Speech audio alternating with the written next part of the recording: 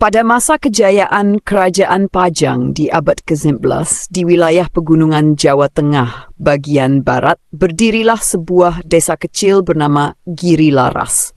Desa ini terletak di lereng Gunung Slamet, gunung tertinggi di Jawa Tengah yang dipercaya masyarakat kala itu sebagai tempat suci bersemayamnya roh leluhur dan penjaga alam. Dalam budaya lokal yang kental dengan kepercayaan animisme dan dinamisme, gunung bukan hanya alam, tetapi juga tempat keramat yang harus dijaga keharmonisannya. Masyarakat Giri Laras hidup bergantung pada alam, bertani, berburu, dan meramu hasil hutan. Mereka percaya bahwa segala berkah dan bencana berasal dari keseimbangan hubungan antara manusia dan alam semesta. Maka dari itu, setiap musim panen dan bencana, mereka mengadakan upacara adat sebagai bentuk syukur atau permohonan kepada kekuatan tak kasat mata.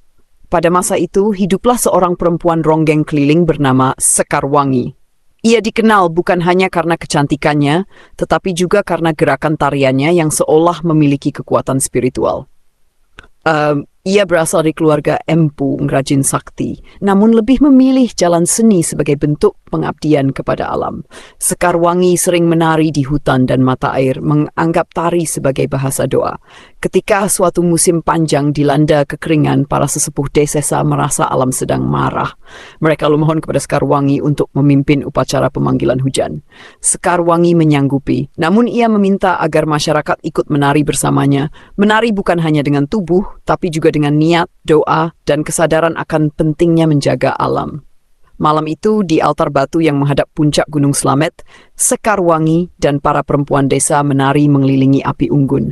Mereka mengenakan busana adat warna-warni, bunga hutan sebagai hiasan kepala, dan diiringi bunyi gamelan sederhana dari bambu dan kulit. Gerakan tari menggambarkan siklus kehidupan alam.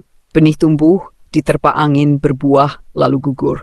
Ketika tarian mencapai puncak, langit-langit mendadak berawan, angin berhembus kencang dan hujan deras pun turun membasahi bumi. Masyarakat bersorak, menangis haru, dan bersujud syukur. Sejak saat itu, tarian yang dibawakan Sekarwangi disebut sebagai tari ronggeng gunung, menggabungkan seni, doa, dan penghormatan terhadap alam dan leluhur. Tari ronggeng gunung kemudian berkembang menjadi tradisi khas di wilayah Banyumas dan sekitarnya. Tidak seperti ronggeng biasa yang berfungsi sebagai hiburan, ronggeng gunung bersifat sakral dan spiritual. Ia dipentaskan saat panen raya, syukuran desa, dan penyambutan tamu penting. Gerakannya tegas namun luwes, dinamis tapi penuh makna, mencerminkan kekuatan perempuan dan keseimbangan alam. Hingga kini, tari ronggeng gunung tetap dijaga oleh para seniman rakyat dan komunitas budaya lokal sebagai warisan tak benda yang mengandung nilai sejarah,